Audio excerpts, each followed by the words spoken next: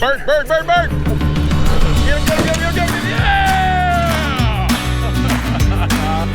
Ron Bain was right.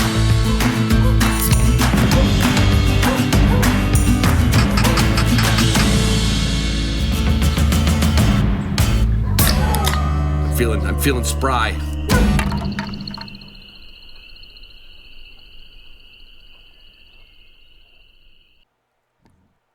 Hey everybody, it is Ron Bain with the Hunting Dog Podcast. It's Super Bowl Sunday, but we're not going to talk about the Super Bowl because I don't know squat about football. I couldn't tell you who won last year's Super Bowl. I couldn't.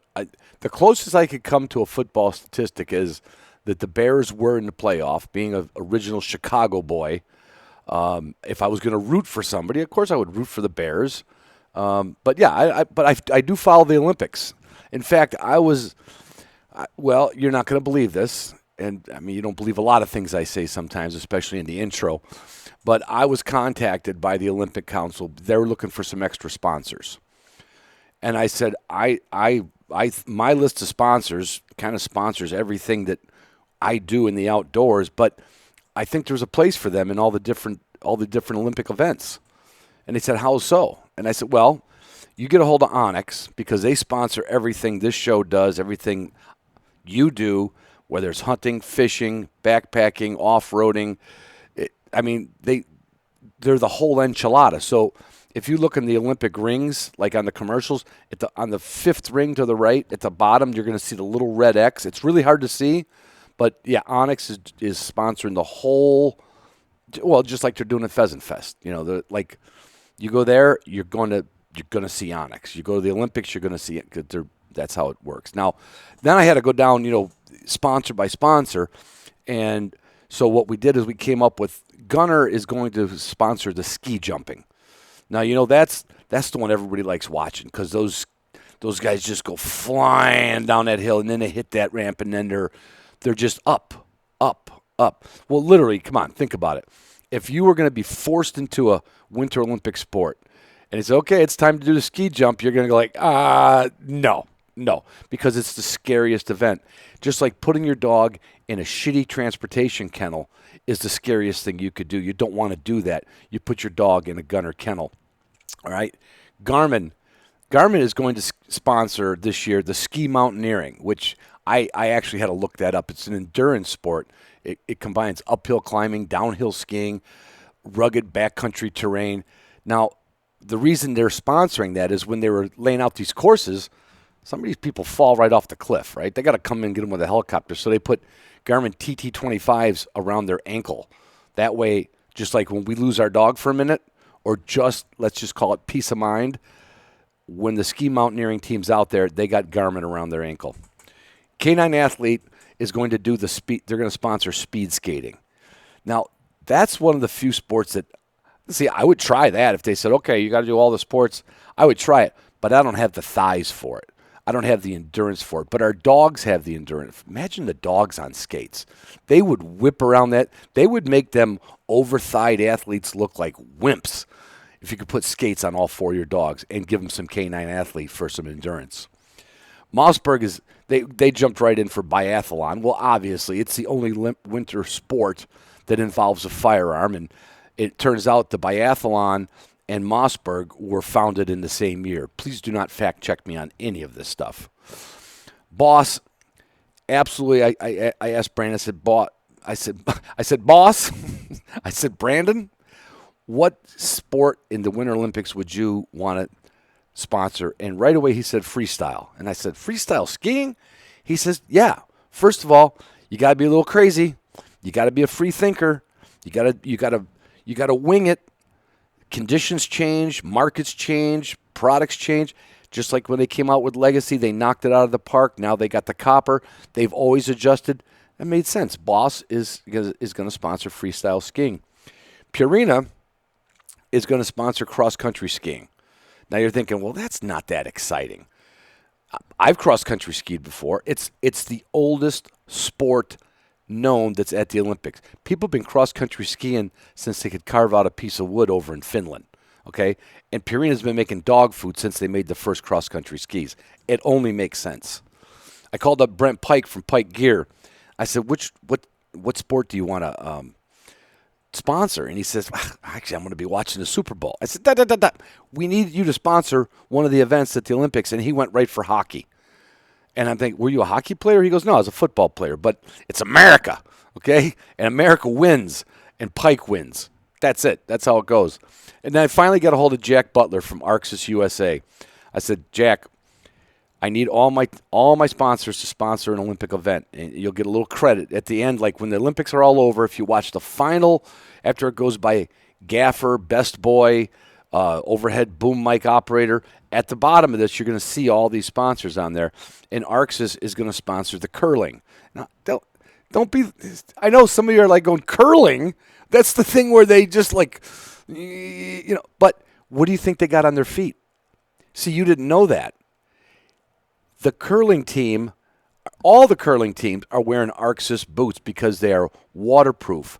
They are insulated. They have models for, they got winter curling boots. They got spring curling boots. They got fall curling boots. So there. Thank you to all the sponsors of this show for doing what you could to make the Milan Cortino Games a success. I was going to ask my patrons if they would do that, and it's like, look, we already sponsor your show. We're tapped out, Ron. But if you'd want to become a patron of this show, that would be great. I would really appreciate it. We have a lot more content coming out. We have the private Facebook group where I'm putting up a bunch of pictures from 30, 40 years ago and videos from a bear hunt. And we have our Zoom room coming up next Thursday, which I hope we get more people at because, there's a lot of stuff. I always have every month there's something to talk about. And this month is probably going to be about me whining about my total knee replacement surgery. But anyway, I hope you enjoy this episode. I enjoyed this conversation, and I can't wait to get to Pheasant Fest and meet this lady in person.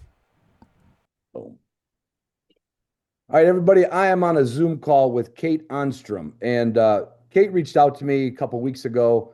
Turns out she's going to be right behind my booth at Pheasant Fest, and she said, I'd like to get to know you and maybe do an episode. And I said, well, what are you all about? So when I got her first email, I was a little nervous because her signature says, Paragon School of Sporting Association instructor, Siren USA promotions manager, hunting president, VA, Piedmont chapter, Quail Forever, Woods and Waters contributing editor, her Upland regional coordinator, Artemis Virginia State ambassador, Women's Outdoor News contributing editor, Blue Kai Kennels co-owner.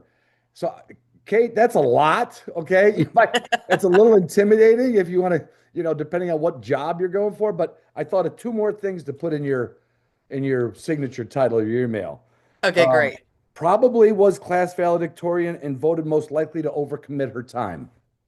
So definitely not valedictorian. However, my husband will completely agree with definitely overcommitting on time. Yeah, you are obviously a busy person. In spite of the storm you're dealing with right now down in the Carolina or down in Virginia. Well, even with the storm, Ron, it's kind of been a little bit of a blessing because I've been able to get a lot of stuff accomplished. Right now, we've got the General Assembly in session, and there's a ton of bills coming through that I've been fighting to make sure that we have our 2A rights and kept in order here. And we also have our Quail Forever banquet for the Central Virginia chapter coming up next week. And I've kind of course, overcommitted on opportunities with putting the banquet together. So there's plenty of stuff to keep me busy, even though we're kind of inside. Yeah, I mean, most people listen to the show know or have heard that I have a place in Virginia as well, which is probably only an hour from you because I'm only like 40 minutes from Charlottesville. So we're not really, we're kind of basically neighbors in a sense, but they got hit by one heck of a storm. My friend down there that mows the grass and checks on my house when it's not being rented, he said nobody could get up the driveway. The trees are down. The ice is, sounds like this was a good year not to have my winter in Virginia, huh? Yeah, it's, I can't remember the last time. I think talking with some friends, I think it was way back in 96 when we had a bunch of snow and then a whole bunch of ice and freezing rain on top of it. Now, where we're at, we actually did not get the freezing rain, but we did get, I think, about 2 inches of sleet. I mean, Oh, that's what? all it did was sleet. So, I had a hunt yesterday down at one of my buddy's preserves down at Bacon Farms, and we had a big construction company that comes out each year and they do a morning hunt and they have the lunch at the hunting lodge and then they do an afternoon hunt. And I was like, are they really coming out? Like, you really want me to show up? Like, did you see what temperature is going to be at 9 a.m. when we start? Yeah. And Jacob was like, yeah, dude, they want to do it. And I'm like, okay, I'm in. So packed up the pups and headed down there. And I mean, it actually wasn't that bad as far as temperature wise, but I just can't remember where there has been snow and ice hanging around Yeah. for this long after, Yeah, it it typically fell. melts off a little bit, and Oh, it's like two not a, days. yeah, it's Yeah. not a bad winter. The winters I spent in Virginia made me feel like I was in Florida compared to Michigan, you know. Yeah, I mean, typically this time of year, it's, Yeah. 40, 45 Mhm. degrees. That's why when people ask, from my shooting school, like, oh, well, do you teach year round? I'm like, oh, absolutely. It's Virginia. I Yeah. might have a couple days I can't teach. But Right. this Right. year, I mean, I've had, well, right now I've been closed for 2 weeks. Right. I mean, I don't want to teach in 28 degrees and, No. my students sure as hell don't want to try to learn anything in 28 No. degrees. I left that temperature a long time ago. Even when I used to go to South Dakota, I'm like, guys, we could just go have breakfast and then lunch. Yeah, You know? And that could then be the day. and then we can road hunt at 4:30 and see if we see a bird on the road. I'm not I lost that girl a long time ago, but Yeah. where do we start? I mean, uh, you've got I don't want to say breeding operation. You started a kennel with your German short hairs. Yeah. Um, Well, everything, Ron, it was all, that snowballed from something else? Where it where did it did. come from? Yeah. Yeah, so I always joke when students or friends of mine say, Kate, how in the world did you end up being a wing shooting instructor, a sporting clays instructor? I said, oh, it's just a very natural progression from being a flight attendant. And they kind of look at me like, what? Yeah. And it's just my cheeky way of making fun of how I kind of came to this. It honestly was just a very bizarre kind of sequence of events. I knew this person who knew that person who said, "Hey, why don't you come try this?" And Yeah. one day I went to a sporting clays course and I was like, "Wow, this is a thing." Like, Yeah. how come nobody told me this was an actual thing? Like, you get to shoot a shotgun and crush this little clay target. And it's not all And the same target. It's not all like trap or skeet. no, no, that was over 15 years ago, and it just completely spun out of hand. I mean, I just fell in love with it. I came from a background, I was a flight attendant for over 10 years for Continental, and then my mom had breast cancer, and she used to always like to say, "I can't have my Katie and keto while I'm having chemo." Which was her cheeky way of always like, I'd rather have you home. Right. Um, you know, yes, you've got two brothers, but they're boys. Yeah. And They're brothers. so Yeah. Trust me, I she had two sisters. I know what she's talking about. yeah. Yeah, so I found a way to stay on the ground, marketing, sales, I worked for a limousine company for a while. So this actually just kind of it's just really cool how everything gelled together. I was able to kind of just melt together my sales and marketing background, learning the game of sporting clays and wing shooting. And before you know it, my husband puts the blessing on, yeah, sure, you want to start your own business, go for it. And so Virginia Shooting Sports was born. Right. And I'm actually in the middle right now, hopefully in the next week or two, of a big rebranding because Virginia no longer is, it's yeah, Virginia will always be home, but I teach in South Dakota. I'm in Minnesota a Yeah. ton, California, Alabama. I mean, I'm all over the place. So So you will Virginia, put clinics on around the country then. yeah, yeah. So between the fact that I'm constantly traveling across the country and Google really hates the word shooting. Yeah, So yeah, that's a well, big reason I wanted to change the name as well. So Blue Kai Clay and Wing is in the process of being hmm, unveiled to the public. It's just going to take another week or two before my web guy finishes out the rebranding on the website and all that fun stuff. But that's kind of just the in a nutshell how I got into this. The bird dogs, as I kept telling my husband, because I was teaching for probably about 3 or 4 years and constantly begging him, like, Mike, please, we have to get a bird dog. Like, I have to be seen with the bird dog. He's like, no, you right. don't.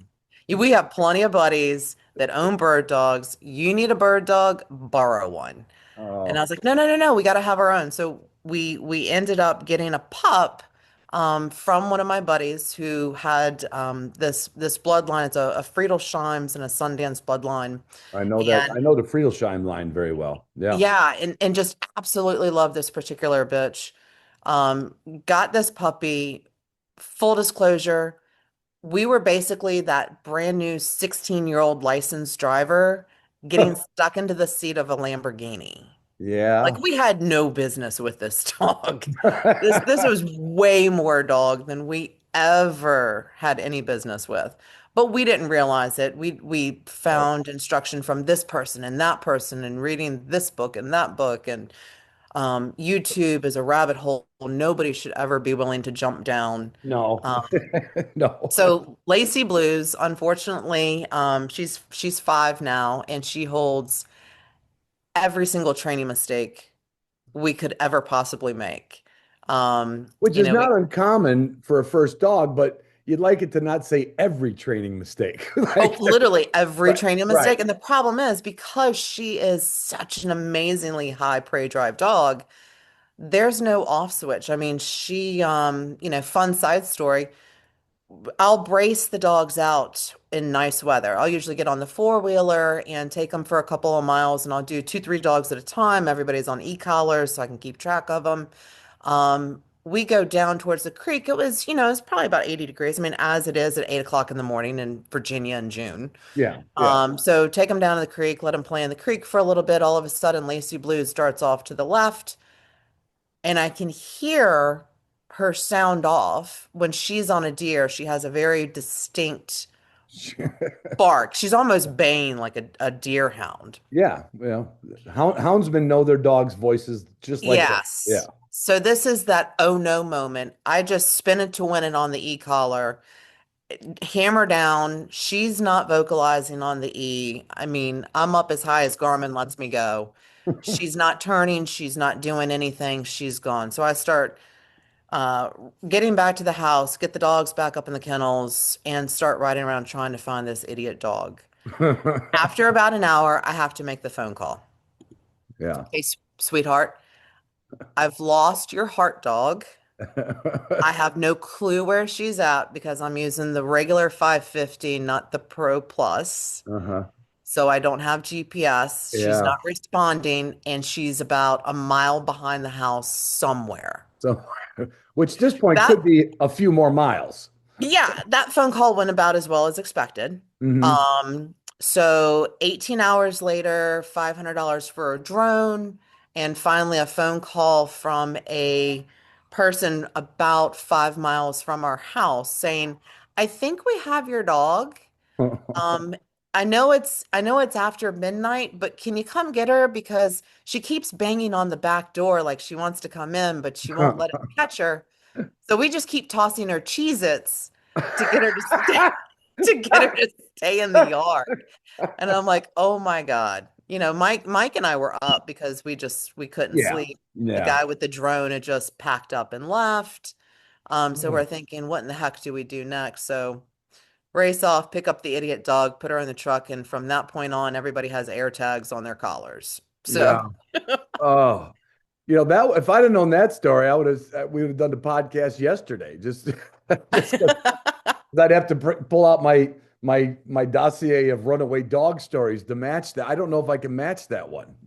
well, and she just gets on something and there's no amount of electricity that's going to stop her. Yeah, I yeah, and mean, it's just not enough to stop them. But Yeah, unfortunately, I will tell you that in the NAVHDA world where I judged for many years, I've seen dogs like that with first time handlers, and I remember just feeling like you poor son of a gun, because in fact, I remember this. In fact, this was not it was not a Friedel. I know a friend of mine has a bunch of Friedelsheim dogs, but another well-known name in the high energy, high desire short hair world. And this, I'm going to say this mom, she came to the test because her son had football practice that he couldn't miss, but he signed the dog up for the NA test. And mom, let's say like your age, she shows up. She doesn't know one end of the leash from the other. Oh And God. and that's basically what we did, other than get a drone. For, so after her first segment, I told her, I said, I don't want you to take, there's no offense intended here. I know you're embarrassed. I know you're like shriveling up, like, I'm so sorry. We're not mad at you. We're not mad at the dog, but we are going to move you to number 10 dog. So when a segment's over, you've got another hour to go find the dog. Oh So we gosh. don't slow the test down any more than we did. So I feel I've seen your pain, but that's with the drone. That tops it. We didn't get a drone out. Yeah, and this happened when drone recovery was just starting to get kind of big. Like people were just starting to get into thermal imaging. Yeah, Um, but yeah, Lacey is she is a very unique dog. she's a lot. She She's a lot. produces amazing puppies. We've got two litters out of her, and I told Mike after this last June 2025 litter, I said that's it, no more. Because my biggest problem has been people understanding when I advertise a high prey drive dog to a hunt home only or a heavy working home. Yeah, You going on a hike for a mile or two on a weekend doesn't even come close. right, right. And, we are very supportive. Even in our contract that we have for our puppies, we tell people, look, if there's anything that this dog's not working out for any reason, like just Yeah, we'll take the dog back. right. Like no questions asked, no Yeah, harm, no foul. yeah, But we understand like this dog cannot be just pushed down to anybody. yeah, I do a ton of vetting. I tell people like maybe this particular dog is not good for you if you can hold off and wait for maybe a Kai Storm puppy or, wait for yeah. Olivia to have, wait for a different litter. Right, right. Um, and I have learned all my buddies that also breed, they're all correct. There's always one puppy in every litter. You will always take, but now I haven't had that happen in the 25 litter, but I've got one that's kind of borderline. Um, and it's kind of wavering and I'm waiting for that puppy to come back, Let me you tell you know. something, Kate. It was a lot easier to sell Bronco puppies. The expectations Yeah. were way lower. I Yeah. I never had anybody go like, "Oh my God, Ron, this is too much dog for me." They would more often call up and say like, "About how old will he be before he actually starts hunting?" Oh God. Opposite problem of a German short hair. Yeah. Yeah, and Uh, that's something people don't understand. I had somebody send me a message, I think like 2, 3 days ago, and she said she's been following the kennel and she really loves the line and she wants a Kai puppy. And I said, "Oh yeah, that's great. We'll have some Kai pups coming probably this summer. What do you do? What do you want to do with the puppy?" And I said, "Oh, okay, well, given your kind of wants and desires. Number one listed, by the way, was must have an off switch. right. Okay. I'm like, I've got this buddy. He's in North Carolina. He has some amazing Goldens. Like, I think one of his dogs would be great for you. Right. Right.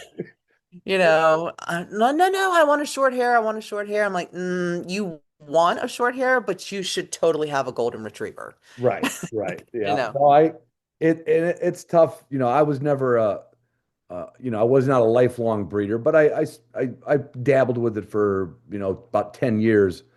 And it was way, like I said earlier, it's way easier when they came for a Bronco, they were coming for the look. So Yeah. they got the look. That's all they were looking for was Wow. the big ears and like this super cute puppy. It was like there was never that expectation. Although I did have one.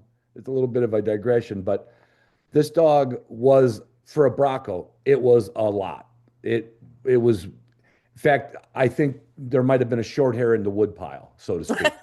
Okay, because the guy got a hold of me. He wanted his money back. He said, I can't crate train it. We have a dog behaviorist come over. He can't figure it out.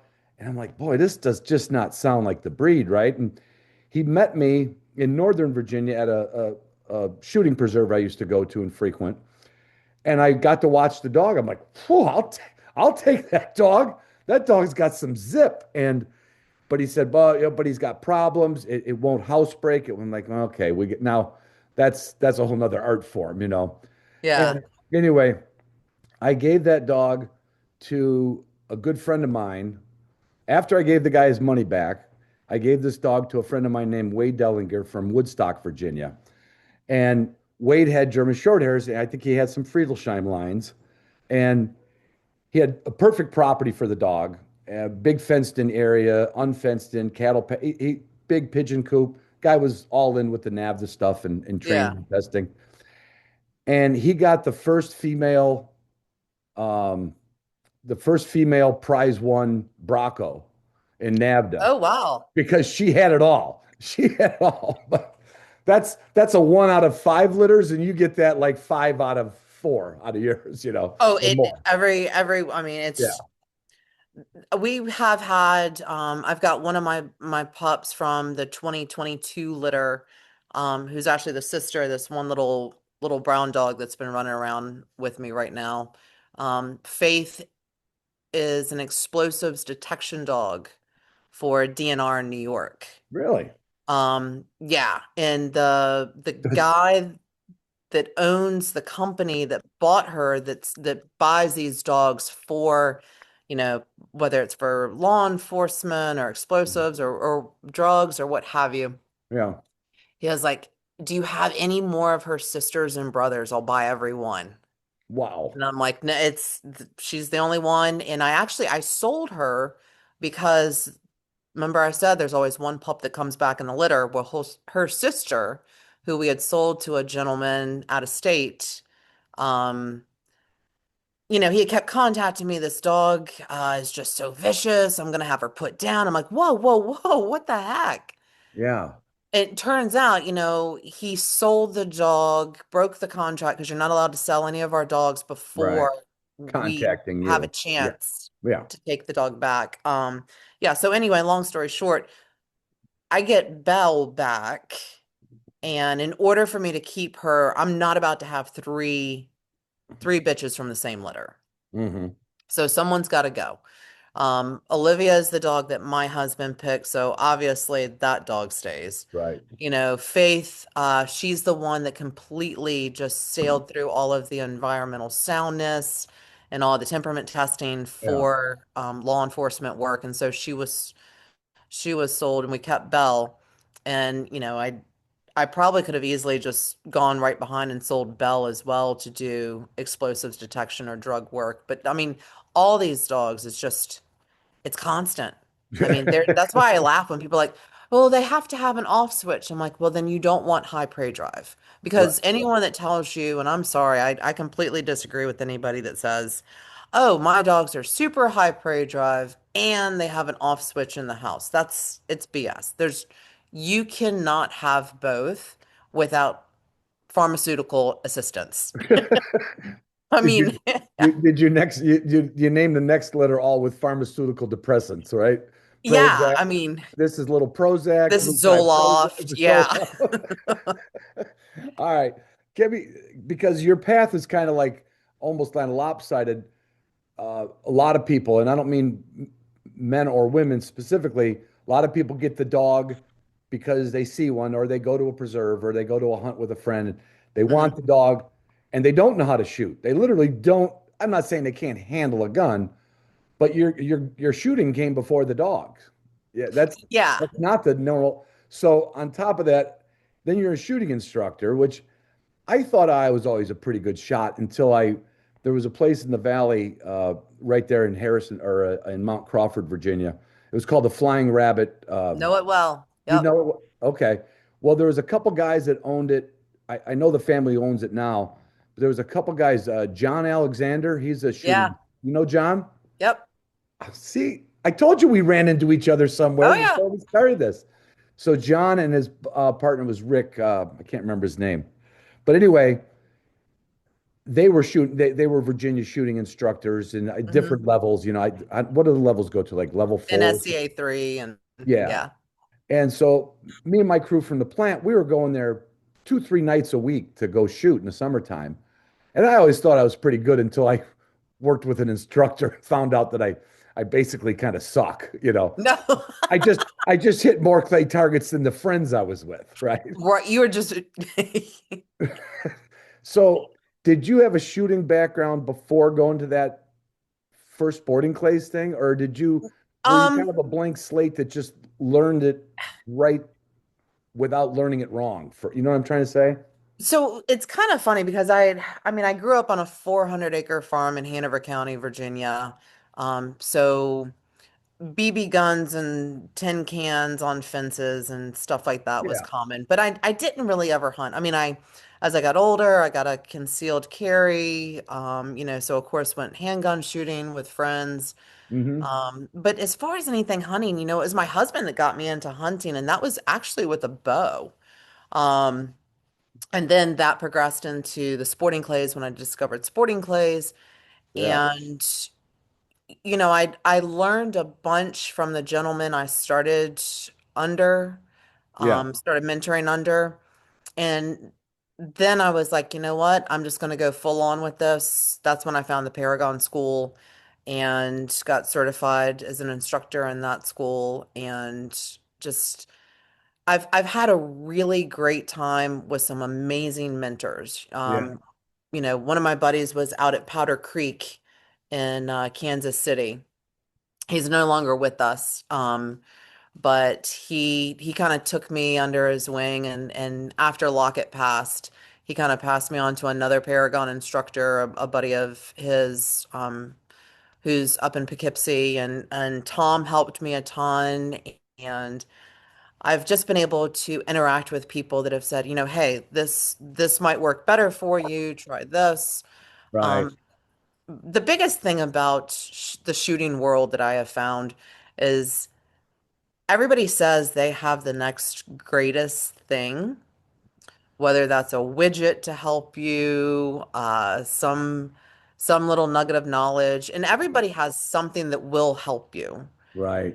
But nobody has the total one answer. There's no Harry Potter wand. I know that. There's not. There's so many components that go into it. And that's kind of where I got into, well, that's exactly why I got into siren shotguns. Um, And actually, the reason that I'm going to be at Pheasant Fest with the Siren brand is because gun fit is very important. And I have been through some shotguns that once I shot the Siren and I looked back or I shot those older guns again, I was like, damn, all right. So those misses weren't totally my fault. Well, that's nice. That's Yeah, but yeah, to your point, as a woman, you're probably not going to have the length of arm. And it's always been a thing. I have 3 daughters that I raised. 2 of them still can swing a shotgun pretty decently. I cut the stock off of a Beretta 686 with a table mhm. saw. So it's Oh gosh. just so Kelsey could shoot when she was 13. Yeah, And I know, I remember hearing the name Siren come, or is it Siren or Siren? Is it Siren. Siren? Hmm. Um, and it was like it took a long time for someone to come up with a gun that was made for a woman. Like I know there's guns that are adaptable, there's length of pulls that'll help, but is is it about the weight or is it about just is it everything It's about everything. yeah. Yeah. Siren, we're in that, as I like to explain to people, because it can be a little confusing. So people are saying, well, I don't understand. Is it a Caesar Guarini or is it a Fab arm? I'm like, well, it's both. It just depends on, if you want a siren from the Fab arm side of the house or if Yeah. you want a siren from the Caesar Guarini side of the house. Right. The great thing about that is whether you choose the Guarini side or the Fab Arm side, you're getting a fabulous gun. Right. But Siren is actually the brand that runs the Yeah. middle of both houses. Gotcha. And that brand, um, everything we do in that brand is to make sure that it's easier for a woman to be able to shoot a gun, shorter length of Right. pull, less weight in the gun, um, I would imagine a smaller smaller grip, grip. smaller Yep. forearm. Yeah. Yep. Everything we do. I mean, the gun is weighted and balanced wonderfully for a woman. It's got 7 degrees of pitch instead of 5. So, I'm sure guys have noticed there's certain Features. anatomical differences in girls, Right. Right. and Yeah. we need to accommodate for those. But Siren is actually the only manufacturer, the only brand of shotguns that has a 100% line of shotguns for women, not just a Yeah. gun or two. We have an entire line. Whether you're a skeet shooter, a collegiate trap shooter, a Mhm. waterfowler, an upland hunter, you love to do it all like I do, doesn't matter. We've got several guns available within each of those applications. Yeah, So, and you couldn't get Remington I mean, you couldn't get many gun companies that invest that much money in the tooling and the yeah, dies. it's not cheap. Just no, no. I mean, people don't think like, well, why? It's almost like Pike Gear was a sponsor of mine. It's coming back on with the show again, and he would get all kinds of messages from women whose husbands are buying. They're with them hunting, and like, can you make a woman's pair of pants? He goes, Yeah. I, not yet, not yet. I don't, like I'm trying to make a pair of hunting pants, and not so. Is there a women's clothing line to go along with Siren, or because that's Yeah, like the other thing I hear women talk about is just the gear that they could. I mean, you could get by with clothing should not be your Achilles heel, but there's a degree of comfort that you'd like to have. well, and it's funny you mentioned that, Ron, because I have whenever I have sponsors, it's somebody that I have gone after. I have picked them because Yeah. it's stuff that I use. Um, I have not brought a clothing sponsor to Virginia Shooting Sports because I'll be honest, I find pieces of stuff here and there. Right. I do Right. have several pieces of Prois gear. However, those girls are in Colorado. They have no clue what a briar is. They Right. wouldn't know a briar if it poked them in the field, I swear, Right. because their pants are some of the most incredible, useless pants I've ever owned. I am They are going to so filter all comfortable. emails to Kate I Ahnstrom, know, but they are so but that comfortable. but that's But as honest. soon as I Right. walk into Briars, I mean, I am getting torn up. Right. So Right. as far as an upland pant, I wear them all the time out in South Dakota and Minnesota. Absolutely.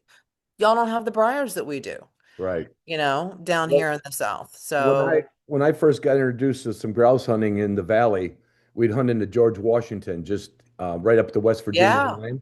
yep, And I didn't know what briars were coming from Michigan. And we got it, we've got some thickets here.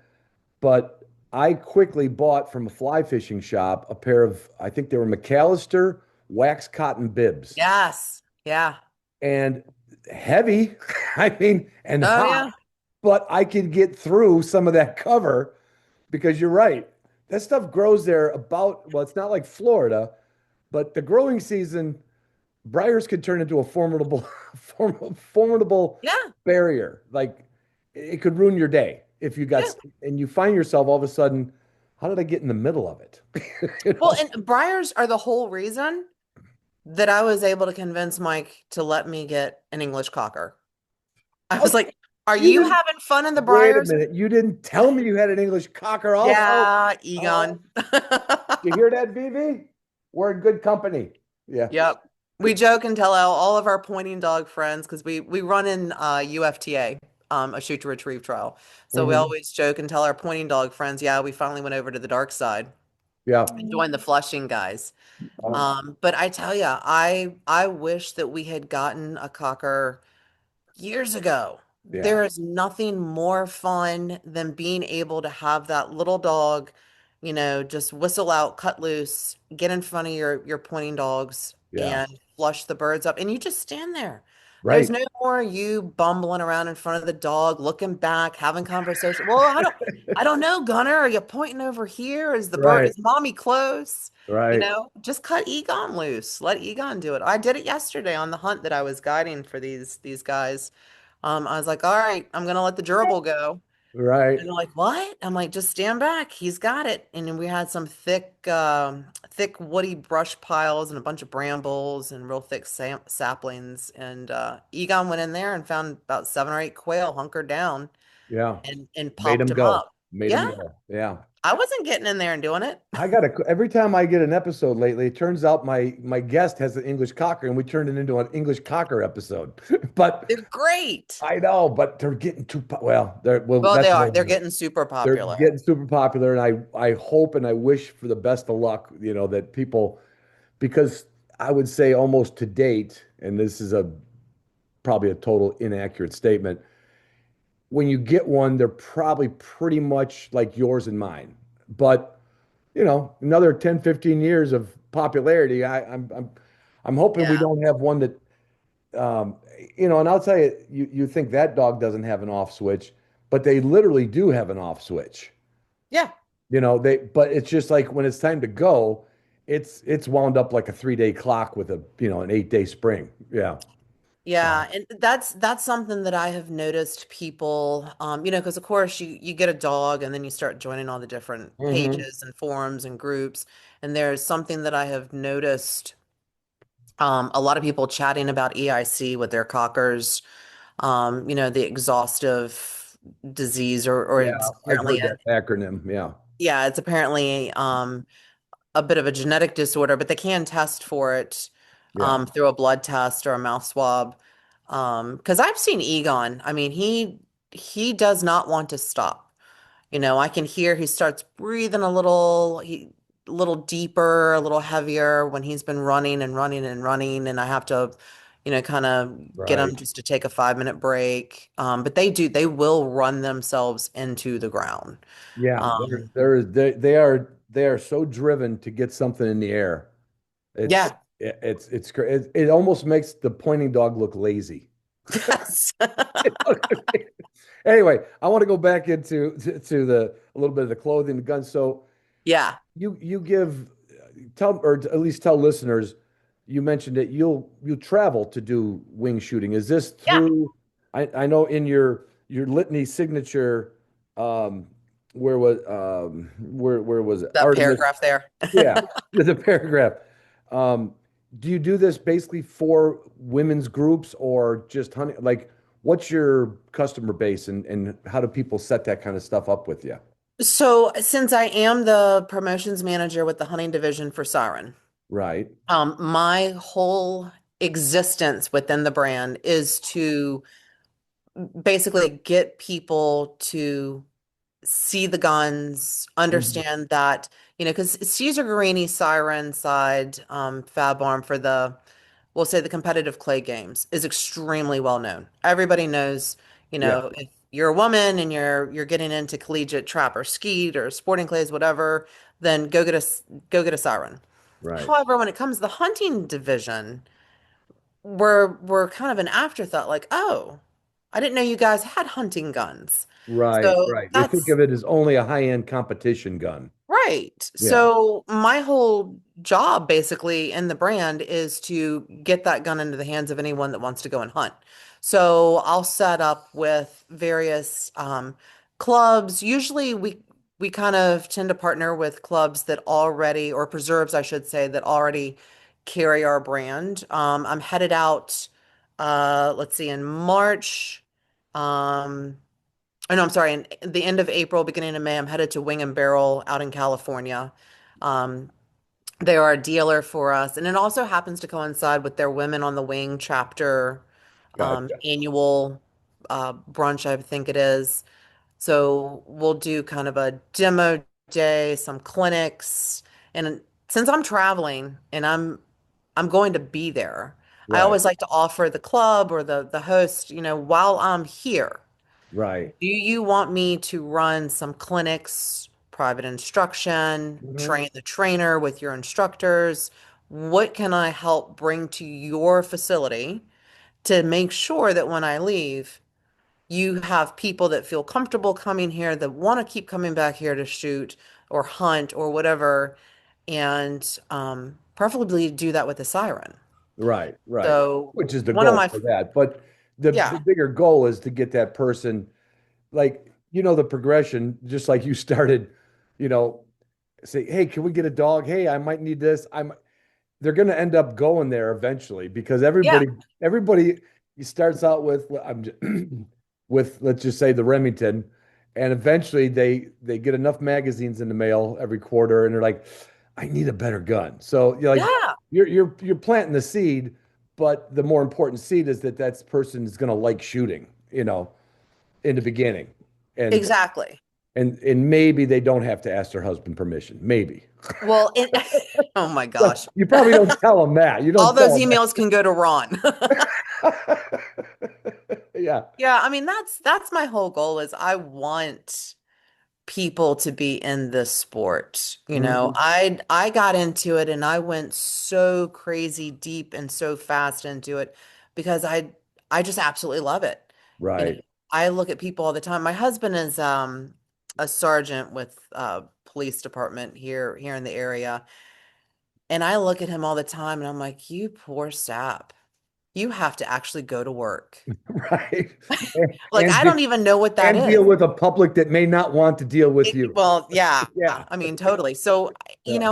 I love him dearly, but I cannot wait for him to retire so he can do something that he loves Right.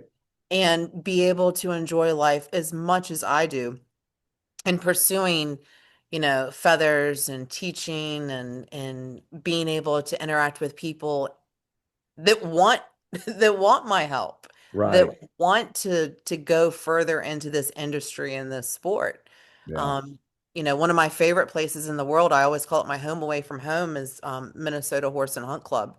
They kind of kicked off the whole, we'll say, travel tour for me. I actually hooked up with Laura Shira and we started the Feathers and Tweed event, and it's always the first Saturday in June for women at the Horse and Hunt. Any woman that wants to find out anything to do about upland hunting. Or bring your child to that kind of a thing, or is it just more for Um, adults it's more in that case?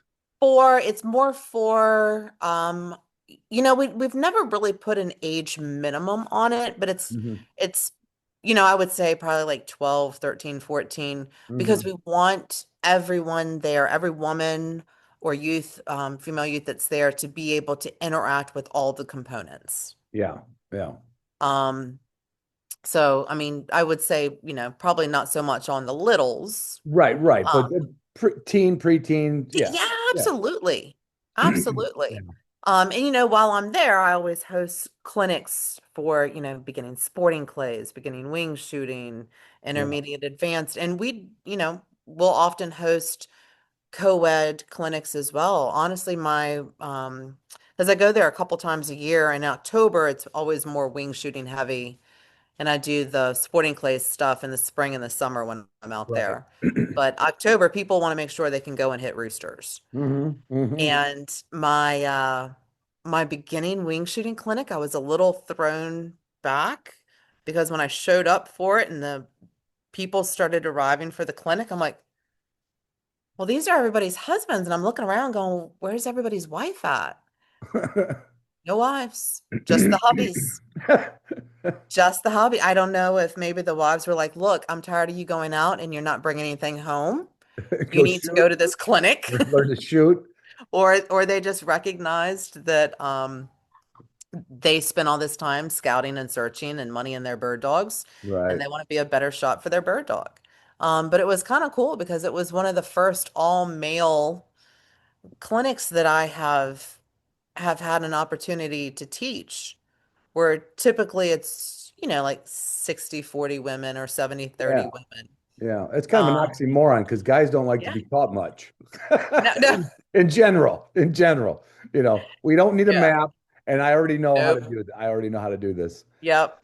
I know when you mentioned our mutual, obviously now mutual acquaintance, John Alexander, he always said, "Give me anybody who hasn't practiced with their friends in the backyard first. Let me start them off with a shotgun, Yeah. because and maybe that's why I should say why, but maybe that's a factor when you get these new people, like they haven't had years of screwing up. Maybe those guys did, but that's because guys don't listen. But with you know, I've heard many people say this. There was another shooting. I don't know if you ever remember a guy named Andy Tubb in the Shenandoah Valley. He had an Mm-mm. English shooting school called the Glorious 12th for about 5 or 6 years, and he he could, it doesn't mean you could retain it and go right to the sporting clays range, but you can go on his range, and especially if you were not like uh let's say a half-assed, on your third gun and Mhm. shoot somewhat regular, he could take a new person, a guy or girl, and I brought a lot of people to his place. And I've never understood how you instructors do it. You just kind of get behind our shoulder, and you look, you're like, Oh yeah, yeah, yeah, shooting off your put a little shoulder. put a little more lead on that. Put a little more, you were under it. Like, how do you're standing behind me? How do you know where I'm at? Yeah. And he could get you hitting targets that made you want to go hunting. Like he Yeah. could get it's I've always been amazed by that. And when I try to help somebody that I take casually with, or even my daughters, my only advice to them is either double your lead or pull Oh the trigger gosh. or pull the trigger quicker, you know. Yeah. And I'm sure, in some sporting clays events, you aren't pulling the trigger quicker, but in some cases, you do have to learn you you got to get rid of that thinking process, right? And you've just got to commit and pull the trigger kind of quick if you're doing everything else right. Well, I kind of spend most of my time with students telling them to slow down Okay. and trying to instill. I've got actually a five-part process that I use. When people come to me and they want to, there's a difference. There's a sporting clays lesson or a clay games lesson. And then there's a wing shooting lesson. Wing shooting lesson is very different from the clay games lesson because you don't need to worry about where your break point is and Right. setting hold points and things like that. You need to work on gun mount consistency Yeah. and parlances of the field, things like that. So very, very different, understanding what species you're going after and where they live and how to find them and Yeah. how to best swing on that particular bird. However, when it comes to someone that's interested in doing any kind of clay game, they need to understand where their break point is going to be set. They need to actually watch the clay. And I tell Yeah. them, I don't understand how I got into a career path that is so mired down in physics and geometry when I literally cheated through algebra. Thank you, Brad Reese, for your narrow shoulders. However, I just I've gotten to the point where I understand as much as I hate math, I have to understand that all your movement does need to be linear. It needs to be slower because let's face it, the ballistics in our firearms now are just insane. Right. You know, Right. we've got some shells out there that are shooting, upwards of 1,500, sixteen Yeah. hundred feet per second. Um, so it's not that we can't connect with our birds because of lack of ballistics. It's because we don't understand The math. the The math. math. The math. Yeah. Yeah. So once you figure out your break point on a clay, then all you have to basically do is understand speed, angle, and impact. Is it Yep. going up or coming down? Is it slow or fast? And Right. that's gonna tell you everything you need. And if I could literally flip the switch at the back of your brain and cut your mind off, Right. you already know how to shoot any clay I throw for you. You have to get out of your own way. And Yeah. that's the biggest thing. And so giving that person the ability to say, okay, so I see this clay in front of me. I want to break it over here. It's slow, it's falling. I don't really need to give it any lead. I can just shoot it on the nose. So my hold point's going to be right over here. Well, now you have a consistency map. You Hmm. have a way to be able to go to that same hold point and most of the time the clay thrower is going to throw exactly the same clay over Most, and over yeah, and yeah. over. Of course, accounting for winds and Hmm. 30-year-old traps and broken clays and things like that. But you could pretty much 9 times out of 10 hit that clay consistently, no Yeah, problem, yeah. if you understand what the clay is doing. And And get that's, out of your head. yeah, and that's really the biggest thing. And I tell people, because I get this, no offense to my older guys out there that have been wing shooting for 30, 40, 50 years, but I hear it all the time.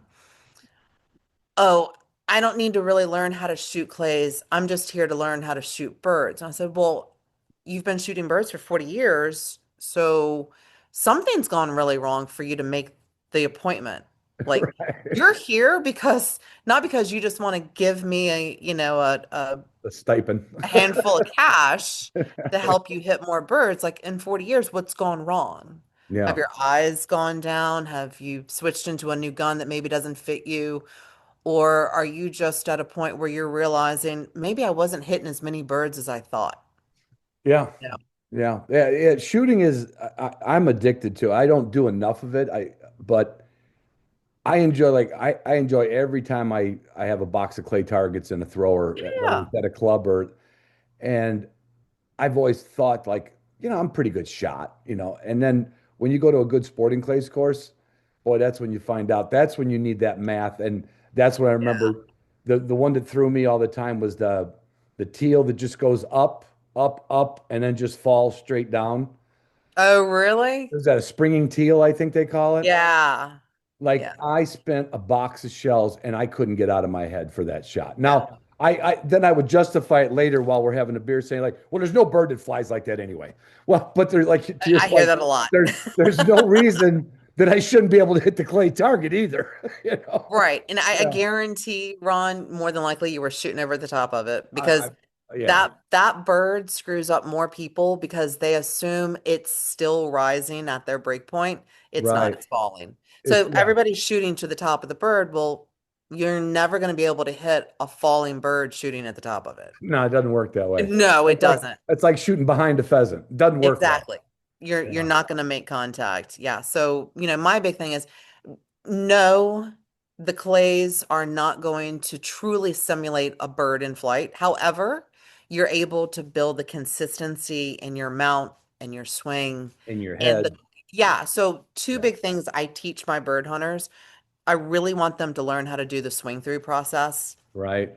because we don't know where the bird's going to fly. You will be coming from behind the bird. Right. So you need to be comfortable with how that looks, and you do that on the clay course, Yeah. and then Yeah. pull You away you is another hone you big hone one. your skills out there. Yeah. Yeah, you Yeah. build consistency.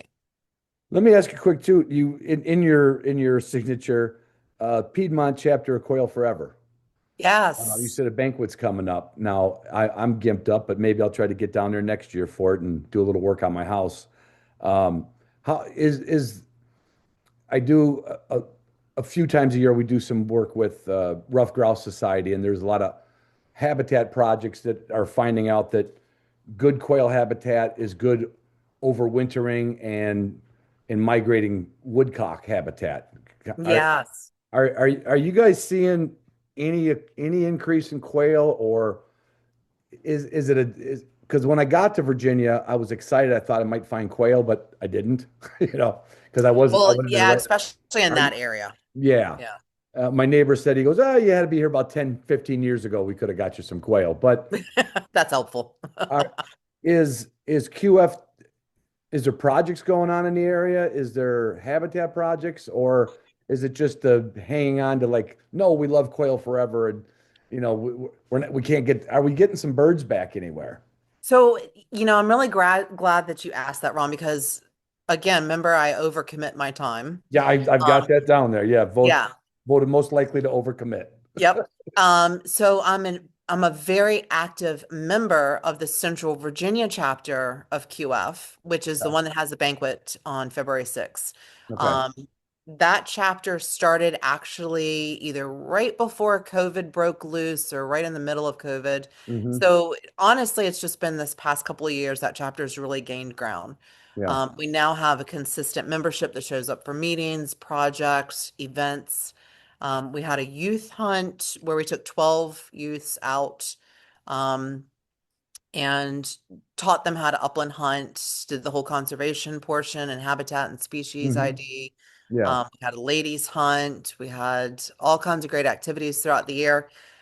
In that particular chapter, we have a couple of properties, public lands, WMAs, and not only do we have a bunch of woodcock migrating through Yeah. those properties are holding, I'd say probably about 2 to 4 large coveys of quail, Nice. Nice. not just 3, 4 birds. I Right. mean, Healthy coveys. the WMA managers are saying, yeah, I dropped another pin. I bumped a covey. It's probably about 12 to 15 birds. I'm Hmm. like, wow, that's amazing. I am also the president of the Virginia Piedmont chapter. So that Piedmont chapter, that covers where you're at. That's Okay. Augusta, Charlottesville, Yeah. Albemarle, Yep. Louisa, all the way out on the other side of Afton Mountain. Hmm. And that chapter we started last year. As with any new volunteer organization, it takes a little bit to get your feet on the ground and up underneath you. We really just started gaining ground, I would say, just this past month or two. Hmm. Um, we actually just located a property that we wanted to be engaged with and found that there are 1 or 2 coveys of quail Wow. on the property. Nice. So we're really excited to be able to go out, start fundraising, because it needs to be burned. It hasn't been burned in 4 years. This Right. particular section of the property that needs to be under a prescribed burn. So Quail Forever in Virginia, I would say honestly, 10 years ago was fairly non-existent. Yeah. There were a few chapters here and there. QF in Virginia today is definitely strong. Oh, good. I Good think to we have hear. 6 chapters, 6 active chapters. Of course, some are more active than others, but we definitely have 6 chapters here. There's Coastal, which is out towards the Hampton Roads, Virginia Beach area. They're Right. very active. So the quail, particularly because we have partnered with Virginia Department of Wildlife Resources, Department of Forestry. If you look up the Flippo Gentry project, it's about 1,500 acres. That is being built into basically a quail showcase. That will Wow. be a premier quail hunting grounds here in Virginia. Wow. It was an extremely generous donation of land to DWR from private landowners, and it has just absolutely become, um, I mean, everything you would want in quail habitat. Wow. Is that going to end up doing some research on along lines of like tall timbers, or is it just going to be a habitat I think more it focused? is. Yeah, I think it is. That particular property. Um, it's one of those ones where we're always like, oh, when can we start hunting? Right. Well, of course, there's You that. know, We always want to know, like, we want to do all the help we can. It's like so we so we can go on them. Minnesota finally opened a very limited prairie chicken season. So, Yeah, on the western side of yeah, I saw Minnesota, that. and there wasn't one of us didn't go, when can we go? Yep. But I think what's nice, like I did a episode with Marilyn Vetter recently and Ben Jones Yeah, from Rough Grouse Society. And we really complained about, or my complaint was the amount of people who wing shoot and the amount of people who are members of the organization that try to help you find those birds. It's a terribly lopsided number, yeah, as far as membership goes. But bragging on, let's say, the modern sportsman or today's sportsman, there's way more, at least it might be small, but the advocacy is there for the habitat. It's kind of like I always hear about the National Sheep Foundation. It's a well-funded, fantastic project. Like I'm not a big game hunter anyway. I know I'm not in sheep shape anyway, but the amount of members that they have, knowing that they're never going to draw a tag, right? But Yeah. they still have that passion to just, they want to know that they're on the mountain. And Yep. I think that's where Quail Forever people, you want to be in a hurry to say, yeah, when's the place going to open up to hunt? But you should relish the fact that there's a place for the birds. Yeah. And that's great to hear. I might have to do my official retirement in the state of Virginia if they ever come back good. I tell you, there are several of our chapter members in the Central Virginia chapter that were out woodcock hunting and also were able to Get fire on quail. quail. Yeah, I've got a friend I just did an episode with, and he has a woodcock slash quail camp. Kind of depends on Yeah. the woodcock flight, but he's got enough spots where they can take a few quail out of it too. So that's good to hear. Well, all right, let's real quick. You are going to be at Pheasant Fest. Now, Yes. what booth is that going to be at, Kate? It's gonna be Gent's Sporting Arms. We are on the end cap right beside the Women on the Wing Lounge. Okay. Forgive me, I think it was booth either 1750 or Well, they'll find you. I 1850. mean, Yeah. yeah.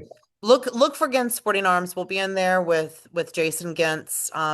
He's a dealer for us for Siren Cesar Guarini Fab Arm. Again, right beside the Women on the Wing Lounge, which is super convenient because both Laura Shira and myself will be speaking in the Women on the Wing Lounge. And then also make sure that you are with us at the Path to the Upland stage. Laura and I will be on stage talking about basically our journey as women in the upland industry at 5 o'clock on Friday, and then Saturday, Courtney Bastion, the bird dog babe herself with her upland, she Yep. will be joining Laura and I on Saturday at 12:30 on the Path to the Upland stage. It's going to be a lot of fun. Yes, Yeah. definitely. And we're going to be camped out. Yeah, they usually put me down in the bird dog alley, because of, the hunting dog podcast. Uh, And Luke has me up there. I said, yeah, be over by Women on the Wing. He's like, it's yeah, not a that's where bad spot. I said, you know what? I think, Luke, you might be onto something. You might be onto something. So you're going to be hearing our group, and I'm going to be hearing you guys, the whole Perfect. 3 days. So I'm really looking forward to meeting you in person. And like I said, I think somewhere our paths cross because, oh, there's that little fur missile. Yeah, this is Olivia. You ever try to get it? She gets to be upstairs. I felt so bad with all of the ice that we've had. Yeah. Um, the pups, since it was an AM hunt and then an afternoon hunt as well, their feet got torn up I was going to ask you on the that when you ice. started talking about that. Yeah, Yeah, I forgot. we just don't have that here, and Right, shame on me. right. But we don't You don't we need a don't mute. hunt where Right, we need booties. right. That's like my Um, daughter having an ice scraper in Pensacola. I didn't know. yeah, She it's said, just Dad, not a I thing. didn't know I was going to need it. Exactly. Exactly. So, Well, but I will have Gunner with me, so you will get to meet my big boy Gunner. If you watch my siren videos, he's the one that's always in the videos with me. okay. Well, Kate, I'm looking forward to meeting you and the whole group, and who knows, well, I got a bunch of granddaughters. Maybe there'll be a siren in there for one of them. Oh, perfect. Yes, Yeah, you absolutely. might have to have a payment plan. We'll work something out. We'll work something out. Definitely. This will be let's see, in 20 years, you'll have some good representation from my Perfect. side. All right. Tell your husband I think he's a saint, as all husbands are, of overachieving women in the dog world and sheep Yes. world.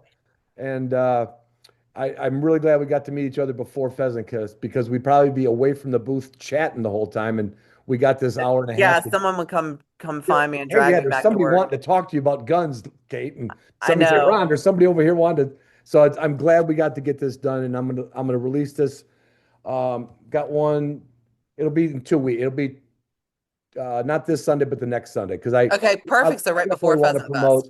what you're doing and the fact that you're going to be at Pheasant Fest. And so if people are looking for that, get over there and meet Kate and find out there's a path to sporting clays, hunting, maybe clothing. Kate will give you all her best knowledge on anything Yeah. anything for women, guns, and if you know anything about horses, Kate can help you about that too. Well, and I'll have my hawk with me too, but I think I'm going to leave him at my Airbnb because Please he's do. kind of a chatty Cathy. Oh God, Hawks too. All right, next Yep, we time. got it all. Kate, thanks so much for coming on. Absolutely, Ron. Thank you, dear. Yeah, bye.